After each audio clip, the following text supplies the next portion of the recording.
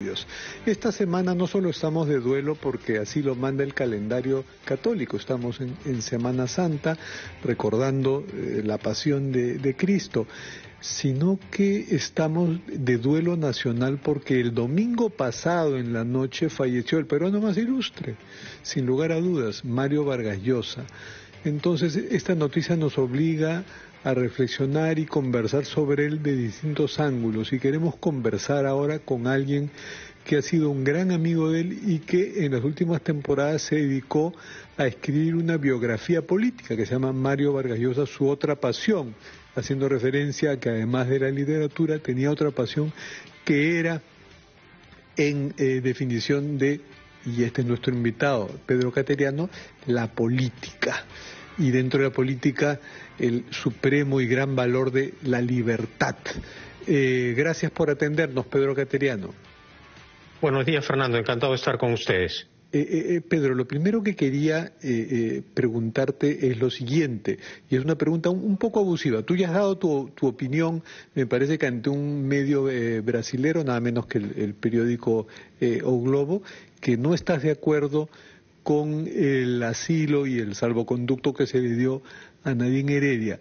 Pero te pregunto lo siguiente, y por eso digo que es una pregunta abusiva. ¿Qué crees que pensaría? No te digo qué pensaría, porque no vas a hablar en nombre de él, pero ¿qué crees que pensaría? ¿Cómo crees que hubiera opinado, que hubiera siquiera enfocado este tema Mario Vargas Llosa, que además respaldó el gobierno de Ollanta Humala y por extensión de Nadine Heredia? Bueno, a ver, en primer lugar, yo no puedo interpretar, no soy un intérprete, no soy un exégeta de Mario Vargas Llosa. Yo opinaré hasta que él decidió escribir, expresar sus puntos de vista. Personalmente puedo señalar lo siguiente: siempre he estado yo en contra de los asilos diplomáticos para evitar la acción de la justicia. En el caso de García, en el caso de la esposa del golpista Castillo, y ahora, la única ocasión que apoyé un pedido de asilo fue cuando Fujimori dio el golpe de Estado y García solicitó el asilo a Colombia. Esa ha sido la excepción de mi regla. Yo no aplico mis criterios jurídicos por conveniencia política. Para mí el respeto a la ley es lo importante, y los tratados internacionales son eso, leyes a nivel internacional. Y Mario Vargas Llosa más o menos pensaba eso, pero es cierto, no podemos saber, ni sería muy conveniente especular demasiado sobre qué él hubiera dicho en esta circunstancia. Entonces Exactamente, Fernando. Te quiero preguntar ya lo siguiente, ya pensando en la figura suya y en el impacto de su desaparición física, porque vamos, que la inmortalidad es lo que está flotando ahora en el aire, ¿no? Todas las noticias, todos los días hay noticias sobre él. Te pregunto lo siguiente, porque es algo que muchos peruanos lo hemos sentido como un consuelo, ¿no? Tras su desaparición, que esta haya ocurrido en el Perú, en el país en el que nació, con el que ha tenido una relación por momentos de amor y odio, como la que uno tiene con todas las cosas que le producen muchos afectos y desafectos. Tú sientes, tú crees, tú sabes si él planificó que sus últimos años convenía que los pasase acá. ¿Esa fue su intención? ¿Esa fue su idea? Yo lo que puedo decir es que a través de su obra se puede deducir muy claramente que él siempre tuvo un compromiso de unión con el Perú. El Perú le dolió, el Perú por momentos lo turbó, pero en su momento de máxima gloria, que fue cuando recibió el premio Nobel, expresó su amor por el Perú. Y su obra, no solo, digo yo, reconocida a nivel internacional desde el punto de vista literario, también su acción política, su gesta por la defensa de la libertad, de la promoción de lo que él llamaba precisamente la cultura de la libertad. En un país como el nuestro, o como suele ocurrir en América Latina, en donde no se condena a la dictadura como forma de gobierno, él fue firme, lúcido y valiente, condenó a todas las dictaduras, a las civiles, a las militares, a las de derecha, a las de izquierda, porque el drama del Perú y de América Latina, la causa de nuestro subdesarrollo, de nuestra incultura democrática, precisamente han sido las dictaduras. La dificultad que tenemos para formarnos una conciencia constitucional, es decir, de la importancia que tiene una constitución para limitar el poder, de contar con autoridades democráticas que se comporten al servicio del ciudadano y que no se amparen en, digamos así, otra clase de prácticas para incumplir. Yo creo que en ese sentido Vargas Llosa dio una gran batalla que ya no solo ha sido importante en América Latina, sino a nivel internacional. Y por eso el impacto de su desaparición física, ¿no? Claro, y un impacto que abre pues la discusión de muchos temas, y sobre este en concreto, pues tú has subrayado que él detestaba y rechazaba las dictaduras y los autoritarismos, fuesen de izquierda o de derecha.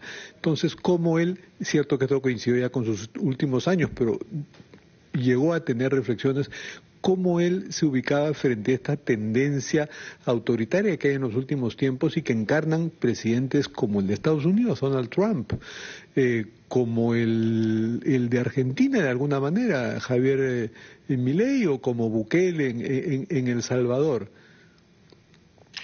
Él fue crítico del populismo, de izquierda y de derecha. También lo fue de Trump. Ahora, personalmente, Fernando, no creo que sea comparable la figura de Milei con la de Trump y Bukele. Efectivamente, también a través de sus escritos condenó, por ejemplo, la política económica constante de Trump, que es una política económica que va contra la libertad económica, que es algo que también Vargas Llosa a lo largo de décadas ha defendido. Y en el caso del señor Bukele, bueno, ser un carcelero no significa ser una autoridad democrática, ¿no?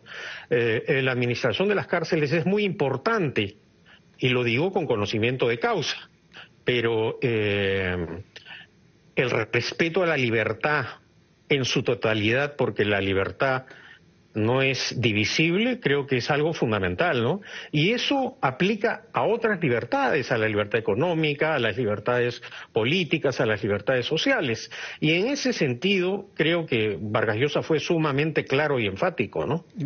Ahora, hay una herencia en el pensamiento liberal importantísima, ¿no?, a la que contribuye tu biografía.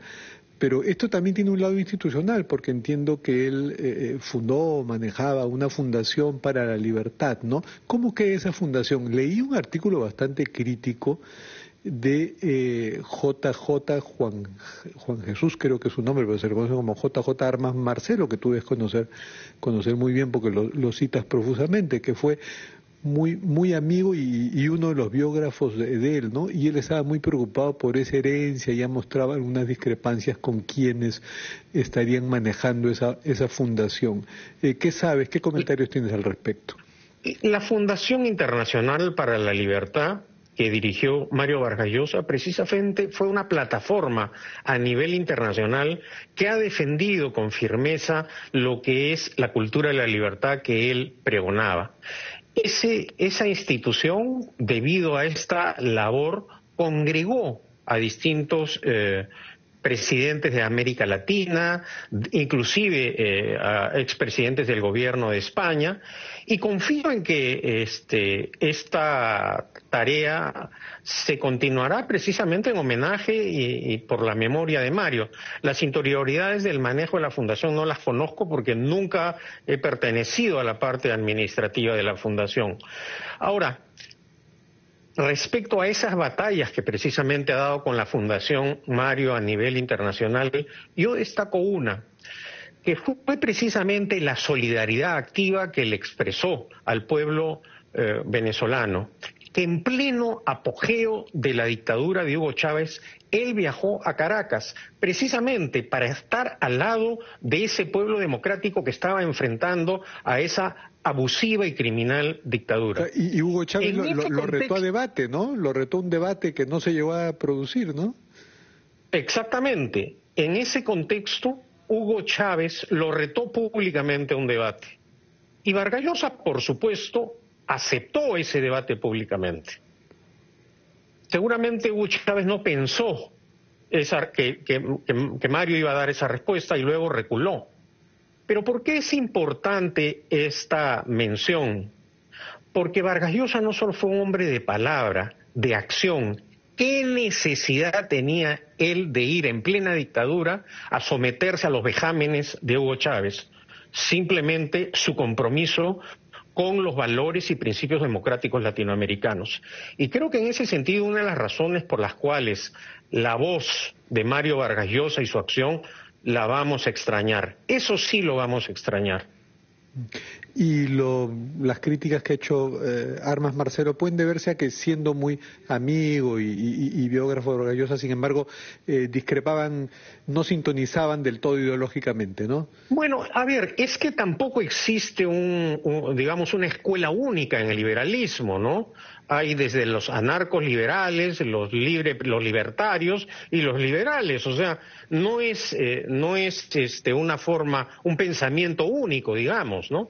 Ahora, yo confío que la tarea, la herencia que él deja de la defensa de la cultura de la libertad, la sigamos los que hemos sido sus amigos, seguidores, y sobre todo ese mundo inmenso de lectores que a lo largo de estos días le ha expresado admiración, respeto a esta figura que, como has dicho, es el peruano, o ha sido el peruano universal, y seguirá siendo, porque creo que va a ser muy difícil que otro compatriota pronto lo alcance.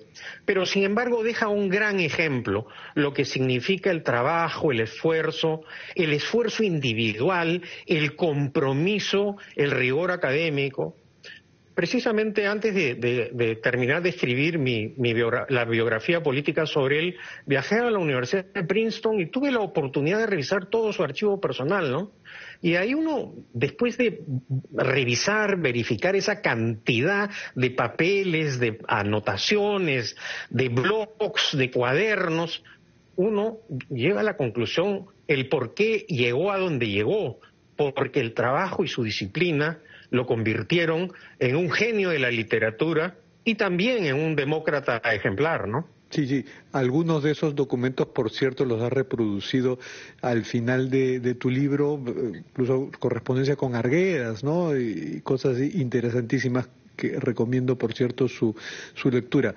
Te quería preguntar lo siguiente, el que por la fama que tenía ya era una institución en sí mismo y de alguna forma a pesar de él también, entonces tenía que sobrevivir pues a continuas invitaciones, honoris causa, celebraciones y estar allí presente.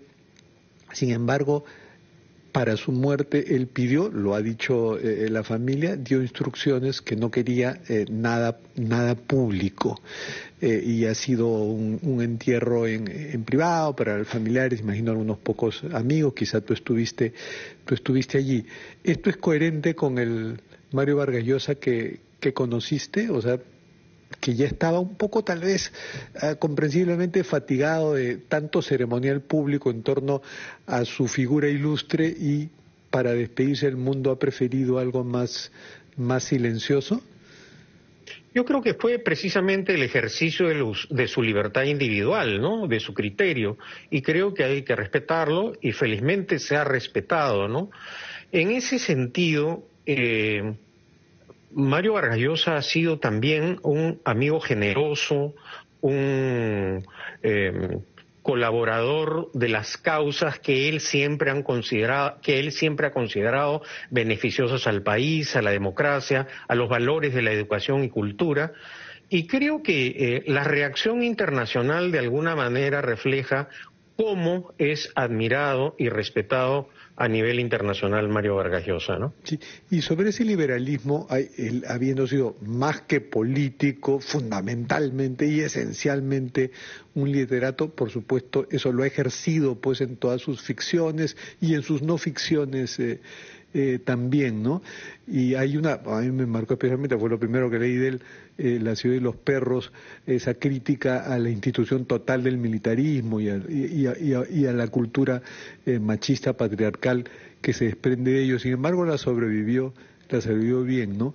Y a lo largo de su vida, pues ahora pues el Colegio Leoncio Prado lo homenajea también, ¿no? Que es un poco irónico, porque vaya que La ciudad y los perros es una disección que en su momento fastidió mucho. Entonces, en este enfrentamiento literario y también discursivo de Vargas Llosa con esas instituciones totales, el ejército, o sea, la vida militar, la iglesia, todos los autoritarismos, a lo largo de su vida ha tenido que conversar con monarcas, ha sido homenajeado por líderes de todo tipo, con la iglesia tenía una relación especial. ¿Cómo crees que su herencia liberal sobre esto se proyecte? Yo creo que el tiempo ha cambiado. De hecho, hemos podido ver las condolencias del Ejército del Perú, de la Marina de Guerra del Perú y de la Fuerza Aérea del Perú. De otro lado, Vargas Llosa ha sido adversario y crítico de las dictaduras militares y se identifica dictaduras militares con fuerzas armadas, y yo creo que eso es una equivocación. Modestamente he sido ministro de Defensa y puedo decir que no son las ideas totalitarias las que deben predominar en las Fuerzas Armadas. Y durante casi cerca de 3 años, por eso siempre ensalcé la figura del gran almirante del Perú, Miguel Grau Seminario, defensor de la Constitución. Yo creo que en ese sentido hemos avanzado. Todavía hay rezagos, obviamente, de militares que estuvieron al servicio de la dictadura y Fujimori y Montesinos, o de fanáticos defensores de esa dictadura cívico-militar. Pero creo que el tiempo está ayudando a aclarar las cosas. Y el camino por el cual debe optar el país, sin duda alguna, es el de la democracia. Y para ello se requieren partidos auténticamente democráticos, de izquierda y de derecha. Porque el riesgo de amenazar el orden democrático y constitucional con autoridades sin convicciones democráticas, creo que es la gran amenaza no solo en la democracia peruana, sino lo estamos apreciando en la democracia internacional. Ese es el problema, digamos, de hoy, de tener o de contar con personas que se sienten iluminadas y una vez en el poder vulneran la Constitución y se comportan casi o cuasi como dictadores, ¿no? Bueno, muchas gracias, Pedro Cateriano, biógrafo político y amigo personal de Mario Vargas Llosa, por estos recuerdos a unos días de su fallecimiento. Y siendo las 9:24, nos vamos a una pausa. Muchas gracias, muy buenos días. Y escuchamos titulares. Y carácter indomable con la que tuve la fortuna de casarme hace 45